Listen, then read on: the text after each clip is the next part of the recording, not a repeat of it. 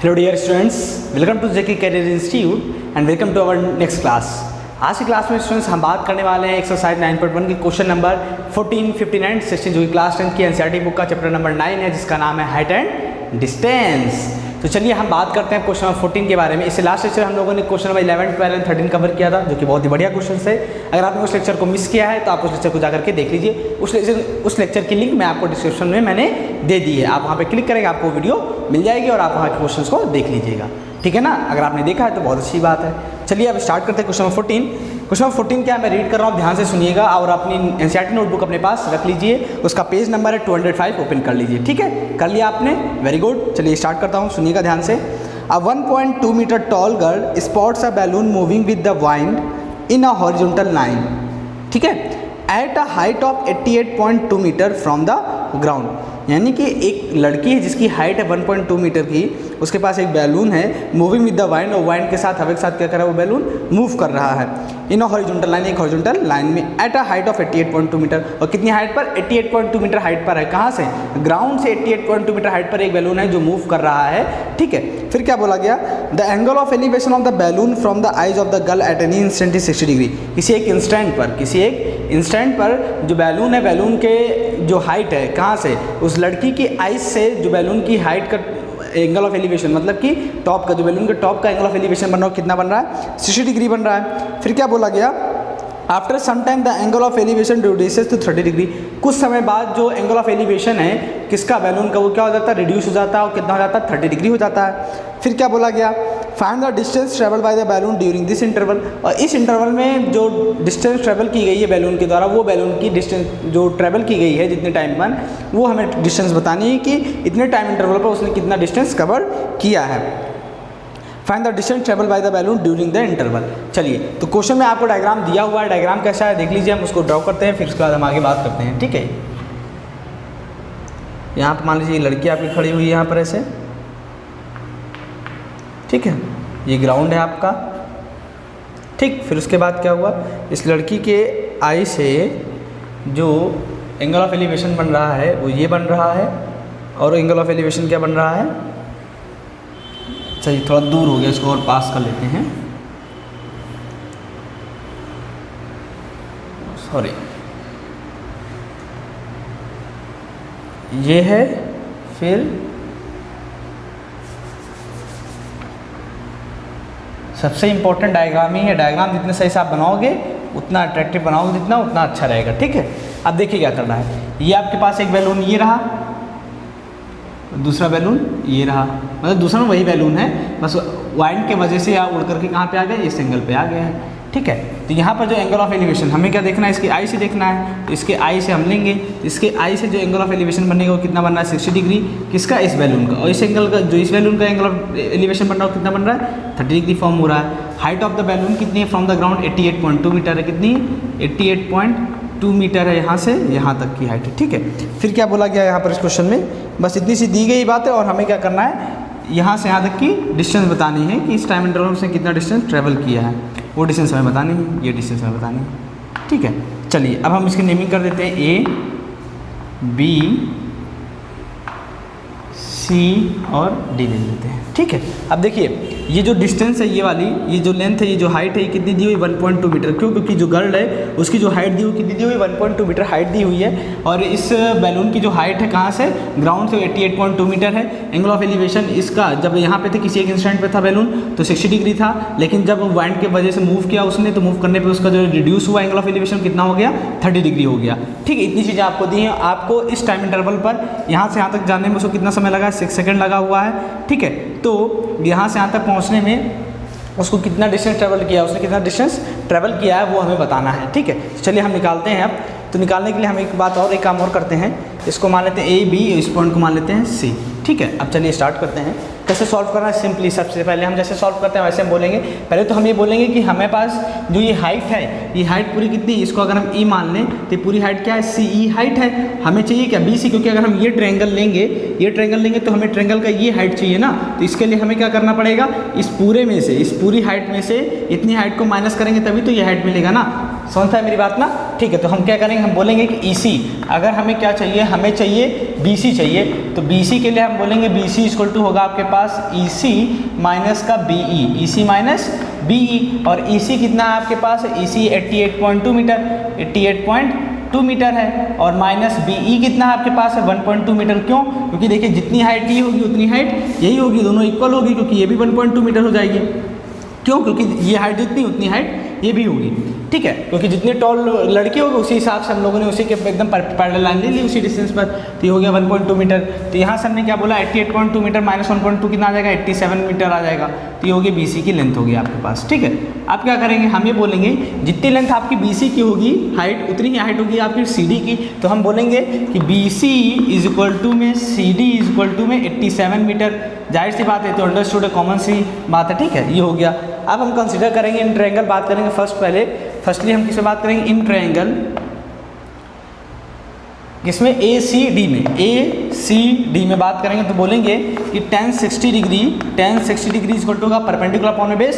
Perpendicular कितना है, CD है, और बेस कितना आपके पास है, AC है, ठीक है। अब CD की वैल्यू कितनी है, यहाँ पर CD की वैल्यू आपके पास है 87 है कि नहीं, क्योंकि जो CD है वो किसके इक्वल है, BC का होगी, 87 के इक्वल है। और AC तो हमें पता नहीं है, तो AC एज इट इज ऐसे ही रख देते हैं हम। tan 60 डिग्री वैल्यू होती है √3 होती है, तो √3 अपॉन में 1 इक्वल टू में 87 अपॉन में AC। तो यहाँ से हमें क्या निकालना, AC की वैल्यू अगर हम निकालें तो AC इक्वल टू कितना आएगा, 87 अपॉन में √3, इसको मान लेते हैं क्वेश्चन नंबर फर्स्ट। चलिए अब हम बात करते हैं सेकंड ट्रायंगल में। सेकंड ट्रायंगल क्या बोलेगी, सेकंड ट्रायंगल है आपके पास इन ट्रायंगल ABC। अगर ABC में हम देखें तो हम बोलेंगे कि tan 30 डिग्री लेंगे, तो tan 30 डिग्री लेंगे तो tan क्या होता है, परपेंडिकुलर अपॉन में बेस। परपेंडिकुलर कितना आपके पास है, BC है, और बेस कितना आपके पास है, AB है, ठीक है, यहाँ लिखा हमने AB।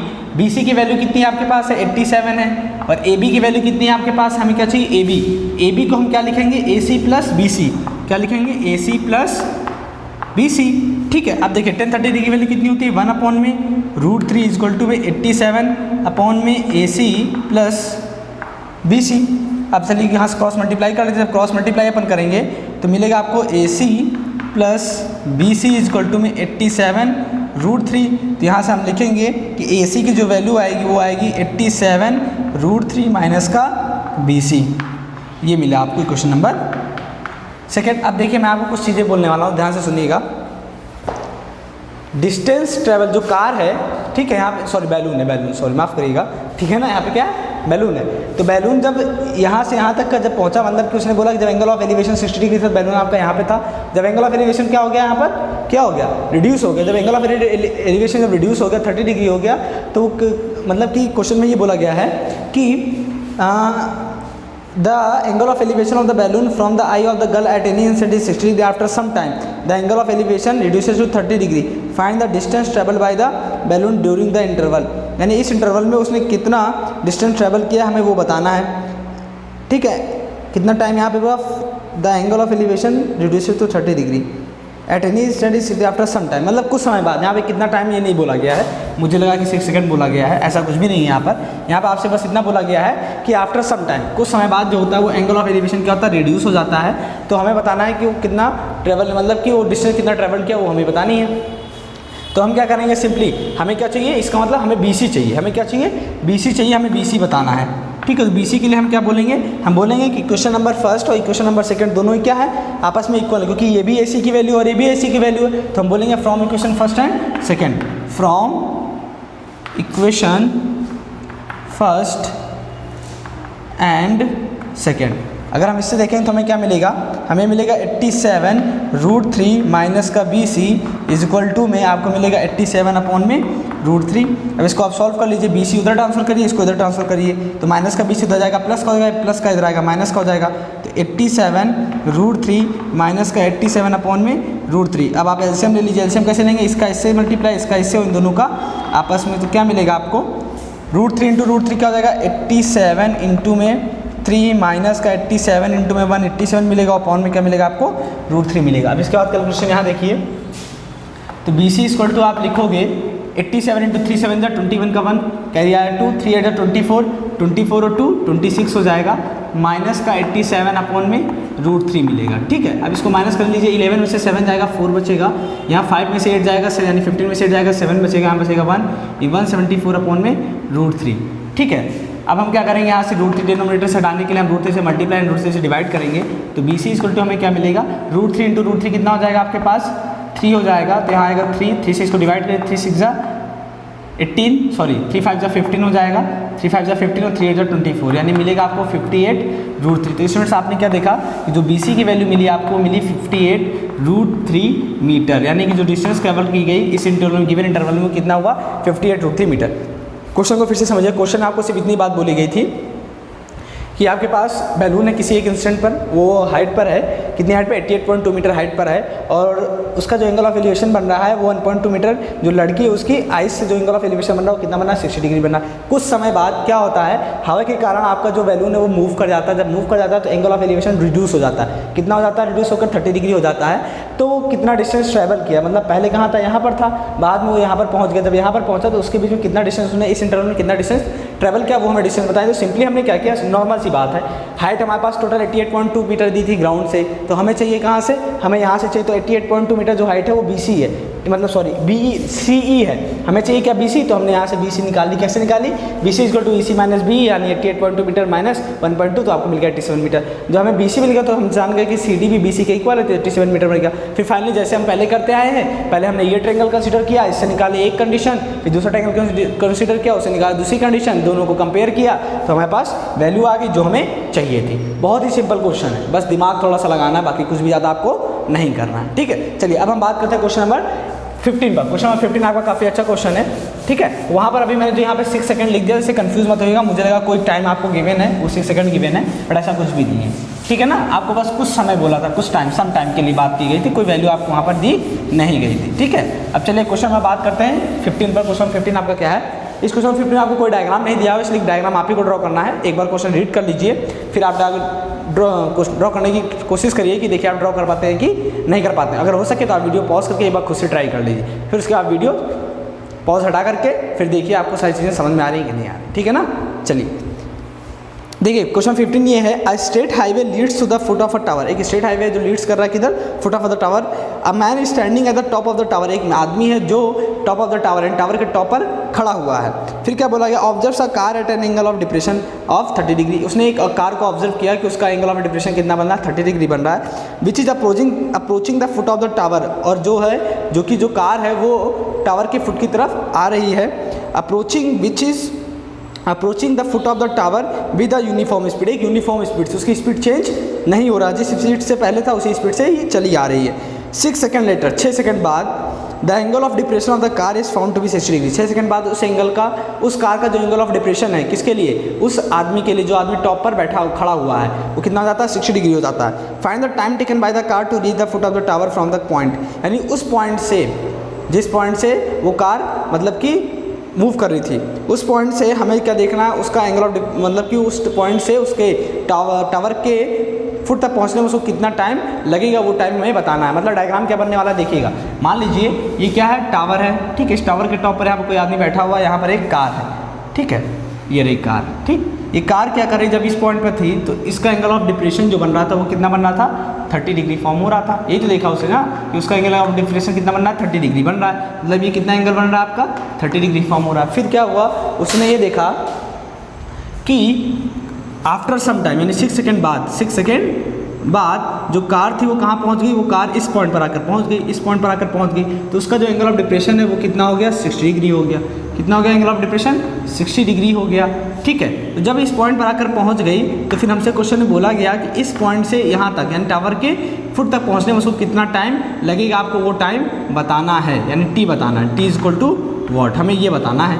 तो इसके लिए हमने कहा सिंपली हम कुछ करेंगे नहीं खास, हमें नॉर्मली क्वेश्चन सॉल्व करना है जैसे हम पढ़ने करते हैं। चले आए, डायग्राम तो हमारा फॉर्म हो गया। अब इसके अकॉर्डिंग हम देखेंगे कि भाई अल्टरनेट एंगल से, अगर ये एंगल आपका 30 डिग्री तो ये भी आपका एंगल 30 डिग्री हो जाएगा, ये एंगल अगर 60 डिग्री तो ये एंगल भी आपका 60 डिग्री हो जाएगा।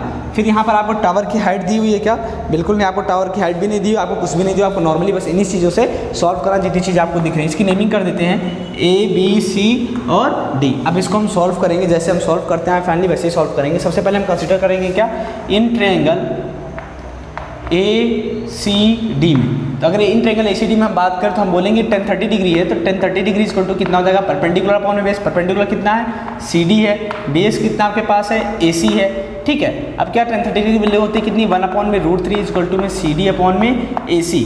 अब क्या करेंगे, इसको क्रॉस मल्टीप्लाई कर लेते हैं, जब क्रॉस मल्टीप्लाई करेंगे तो मिलेगा AC इक्वल टू में CD√3 मिल जाएगा आपको, ठीक। अब देखिए यहाँ से जो AC की वैल्यू आपको मिली वो CD√3 मिली, इसको मान लेते हैं क्वेश्चन नंबर फर्स्ट।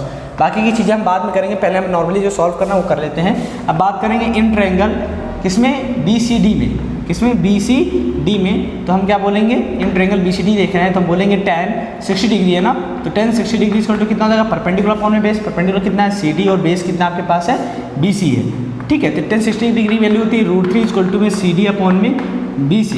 यहाँ से आपको क्या मिलेगा कि BC इक्वल टू मिल जाएगा आपको CD अपॉन में √3 मिल गया, ठीक। इतनी चीज़ें तो हमें मिल गई। अब हमें क्या करना है, ध्यान से समझिएगा इस बात को। अगर हम चाहें तो हम यहाँ पे एक बात बोलेंगे, पहले ध्यान से समझिएगा। जैसे इस क्वेश्चन हमसे बोला गया find the time taken by the car to reach the foot of the tower from this point. इस पॉइंट से कार को फुट तक, टावर के फुट तक पहुँचने में कितना टाइम लगा, वो टाइम हमें बताना है। तो पहले तो हम बोलेंगे कि पॉइंट A से पॉइंट B तक पहुँचने में जो कार को टाइम लिया, जो पॉइंट A से पॉइंट B तक पहुँचने में जो कार ने टाइम लिया वो टाइम क्या हुआ, यानी कि हम बोलेंगे time taken by the time taken by the car to distance from A to B, यानी कि AB is, यानी कि A से B तक उसको मतलब पहुंचने में कितना टाइम लगा, 6 सेकेंड लगा, यानी कि AB इक्वल टू, अगर हम बोलें कि AB डिस्टेंस ट्रैवल करने में उसको कितना टाइम लगा, 6 सेकेंड लगा। इसी तरीके से उसको BC डिस्टेंस ट्रैवल करने में टाइम taken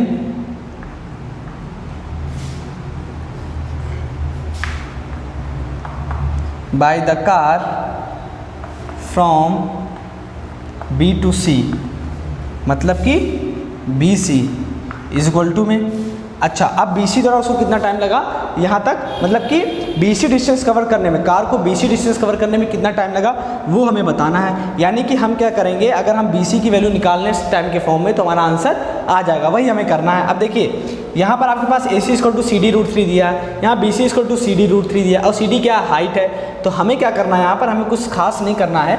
यहाँ पर आपके पास है AC को हम लिख सकते हैं क्या, AC को अगर हम लिखना चाहें तो इसको लिख सकते हैं AB plus BC equal to में CD√3, लिख सकते हैं कि नहीं, लिख सकते हैं ना। तो यहाँ से अगर हम आपसे बात करें AB plus BC equal to CD√3 हो गया, और यहाँ पर अगर आपको क्या निकालना है, आप देखिए अब करना क्या है, ये BC है तो हम क्या करते हैं, हमें BC चाहिए, हमें क्या चाहिए, BC चाहिए। BC मतलब अगर BC डिस्टेंस निकालना है सेकंड के फॉर्म में तो वही हमें करना है। तो हम पहले क्या करते हैं, यहाँ से AB की वैल्यू अगर निकालें यहाँ से, तो AB वैल्यू कितनी आएगी, CD√3 माइनस का BC आ जाएगा। अब यहाँ से हम CD की वैल्यू निकालेंगे कहाँ से, यहाँ से, तो यहाँ से अगर हम देखें CD की वैल्यू कितनी आएगी, वो आएगी आपके पास BC√3। अब देखिए हम क्या करने वाले हैं, हमने बोला कि जो कार है उसको A से B यानी AB डिस्टेंस, कार को AB डिस्टेंस कवर करने में कितना टाइम लगा है, 6 सेकेंड। कितना लगा है, 6 सेकेंड। देखो time taken by the car to from A to B, यानी AB डिस्टेंस कवर करने में कार को कितना टाइम लगा, 6 सेकेंड। AB डिस्टेंस कवर करने में कार को कितना टाइम लगा है, 6 सेकेंड, यानी कि हम बोलेंगे AB इज इक्वल टू में 6 सेकेंड, यानी AB टाइम, यानी कि AB डिस्टेंस कवर करने में उसको 6 सेकेंड टाइम लगा है। तो AB इक्वल टू कितना आपके पास है, CD√3 माइनस का BC इक्वल टू में कितना है, 6 सेकेंड है। अब देखिए यहाँ से हम क्या करेंगे, CD की वैल्यू कितनी है, BC√3 है, यहाँ पुट कर दीजिए BC√3 माइनस का BC, ठीक है, इक्वल टू में कितना हो गया, 6 सेकेंड हो गया। अब यहाँ से BC कॉमन ले लीजिए। अच्छा देखिए कुछ गड़बड़ है कि यहाँ पर AB इक्वल टू CD√3 आ गया आपके पास, देखिए AC इक्वल टू CD√3, तो यहाँ से AC को हमने क्या लिखा, AB प्लस BC लिख दिया, ठीक है, BC उधर गया माइनस हो गया, ये हो गया। अब आपके पास CD की जो वैल्यू आई है वो CD की वैल्यू आपने क्या रखी, BC√3। देखिए यहाँ पर जब CD की वैल्यू आप BC√3 रखेंगे तो यहाँ देखिए गलती हो रही थी, CD की वैल्यू कितनी, BC√3 है ना, तो यहाँ रखिए BC√3 इंटू में √3, तो कितना हो जाएगा, 3BC हो जाएगा, माइनस का BC इक्वल टू में 6 सेकेंड। तो यहाँ से आपने देखा कि जो BC की वैल्यू आ गई वो कितनी आ गई, 2, यानी कि 2BC, 3BC में से 1BC जाएगा तो कितना हो जाएगा, 2BC इक्वल टू में 6 सेकेंड। तो फाइनली हम लिखेंगे कि हमें BC चाहिए, तो BC इक्वल टू कितना मिलेगा, 6 अपॉन में 2 सेकेंड, यानी कि BC इक्वल टू कितना मिल गया आपको, 2 3 जा 6 सेकेंड। फाइनली हम क्या बोलेंगे, अब हम ये बोलेंगे कि AB डिस्टेंस कवर करने में कार को कितना टाइम लगा, 6 सेकंड लगा। तो BC डिस्टेंस कवर करने में कार को कितना टाइम लगा, 3 सेकंड लगा। करा मैंने हम लोगों ने कैसे, सिंपली हम लोगों ने ऐसे किया कि हमने पहले ये कंडीशन निकाली, फिर ये निकाली, यहाँ पर CD जो वैल्यू थी इस CD को हम लोगों ने रिप्लेस कर दिया तो BC के फॉर्म में आएगा, फिर BC की वैल्यू हमने निकाली इन सेकंड। लेकिन इंपॉर्टेंट क्या, इंपॉर्टेंट ये है कि पहले आपको ये जो स्टेटमेंट मैंने लिखा वो लिखना पड़ेगा कि distance covered by the car, distance AB covered by the car in 6 second. 6 second में उसने AB ने कितना डिस्टेंस कवर्ड किया, 6 सेकंड में AB ने इतना डिस्टेंस कवर्ड किया। CD √3 माइनस का BC इक्वल टू में 6 सेकंड। तो हमने यहाँ पे इसके प्लेस पे CD को रिप्लेस कर दिया किससे, यहाँ से, तो BC आ गया। तो BC डिस्टेंस कवर करने में कार को कितना टाइम लग गया, 3 सेकंड लग गया। कहने का मतलब है कि जब कार को AB डिस्टेंस कवर करने में 6 सेकंड लगा तो BC को कितना समय लगेगा, उसका हाफ समय लगेगा। बात समझिए, आपको ऐसे क्वेश्चन होगा। तो आई होप आपको ये पूरा क्वेश्चन अच्छे समझ में आ गया होगा। अब हम बात करते हैं क्वेश्चन नंबर 16 की। क्वेश्चन नंबर 16 भी आपका बहुत ही अच्छा क्वेश्चन है, ठीक है ना, उसमें भी कुछ खास नहीं है बट अच्छा क्वेश्चन है, एक बार देख लेते हैं। जैसा कि मैंने आपको बताया है कि और अच्छे क्वेश्चंस होते हैं, हाइट एंड डिस्टेंस बहुत बढ़िया क्वेश्चन होते हैं जो एग्जाम में पूछे आते हैं, उन पर भी हम डिस्कशन करेंगे। लेकिन बट आज हम एक्सरसाइज को पहले कंप्लीट कर लेंगे तब। ये एक्सरसाइज 9.1 का इसका लास्ट क्वेश्चन है, क्वेश्चन नंबर 16। फटाफट इसको भी देख लेते हैं, फिर हम आगे बात करेंगे नेक्स्ट सेक्शन में, ठीक है। देखिए क्वेश्चन नंबर 16 है आपका, the angle of elevation of the top of a tower, किसी एक टावर के टॉप का जो एंगल ऑफ एलिवेशन है from the 2 points at a distance of 4 metre and 9 metre, यानी कि टावर के फुट ऑफ, देखिए मान लीजिए एक टावर है, ठीक है। अब इस टावर के यहाँ से 2 पॉइंट लेते हैं, एक पॉइंट ये ले लेते हैं और एक पॉइंट ये लेते हैं, ठीक है। फिर क्या बोला गया, the angle of elevation of the top of a tower from 2 points, tower के टॉप का जो एंगल ऑफ एलिवेशन है कहाँ से, 2 पॉइंट से, एक इस पॉइंट से और एक इस पॉइंट से, ये एकदम स्ट्रेट लाइन है, ठीक है, ध्यान से रखिएगा, समझिएगा इस बात को। अब देखिए क्या करना है, अब हमसे बोला गया कि मान लीजिए एक पॉइंट आपके पास A है, दूसरा पॉइंट B है, और ये C और आपका ये पॉइंट D है। फिर क्या बोला गया उसमें कि top of the tower from the 2 points at a distance of 4 metre and 9 metre, जो पॉइंट्स हैं वो एक 4 मीटर डिस्टेंस पर है और एक 9 मीटर डिस्टेंस पर, यानी एक यहाँ पर है, ये 2 पॉइंट आपको दिए हुए हैं, ठीक है, एक 9 मीटर पर। फिर क्या बोला गया आपको, फिर बोला गया ये base of the tower and in the same straight line with it are complementary, prove that the height of the tower is 60 metre. और ये जो एंगल ऑफ एलिवेशन के कैसे हैं, कॉम्प्लीमेंट्री, कॉम्प्लीमेंट्री मतलब होता है ऐसे दो एंगल्स जिनका सम कितना होना चाहिए, 90 डिग्री। ऐसा हम लोगों ने पहले भी बात कर ली है। जैसे अगर हमने मान लिया ये एंगल आपका 90 माइनस थीटा, तो ये एंगल आपका कितना हो जाएगा, थीटा हो जाएगा। तो इन दोनों का एंगल का आप सम करोगे तो आपको कितना मिलेगा, 90 डिग्री मिलेगा। तो कॉम्प्लीमेंट्री एंगल का मतलब होता है ऐसे दो एंगल्स जिनका सम 90 डिग्री आपको मिले, ठीक है। तो ये बात हो गई, जो इंपॉर्टेंट था वही कॉम्प्लीमेंट्री एंगल। कॉम्प्लीमेंट्री एंगल का मतलब है ऐसे दो एंगल्स जिनका सम 90 डिग्री आपको फॉर्म हो जाए।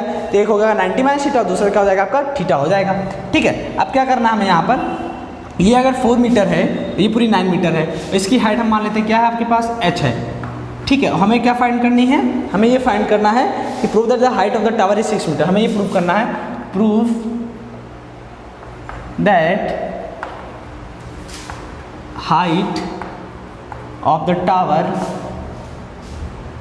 Is 6 metre. हमें ये प्रूव करना है, यानी h is equal to 6 metre हमें प्रूव करना है। चलिए हम स्टार्ट करते हैं। पहले बात करेंगे इंच पे, इन ट्रायंगल ACD, तो हम बोलेंगे tan 90 minus theta is equal to में परपेंडिकुलर, परपेंडिकुलर मतलब CDC अपॉन में बेस यानी AC। CD की वैल्यू कितनी है, हाइट यानी h, और AC आपके पास कितना है, 9 मीटर है। 1090 माइनस थीटा क्या होता है आपके पास है, cot theta, cot theta is equal to height upon में 9 मीटर। इस क्वेश्चन नंबर फर्स्ट मान लेते हैं। अब बात करेंगे कि इसमें इन ट्रायंगल BCD, अगर हम BCD में देखें तो बोलेंगे tan theta is equal to होता है परपेंडिकुलर अपॉन में बेस, यानी कि हाइट अपॉन में BC, हाइट अपॉन में BC की वैल्यू कितनी आपके पास है, 4 मीटर है, ठीक है। अब क्या करेंगे, यहाँ से मिला आपको tan theta is equal to में h अपॉन में 4 मीटर।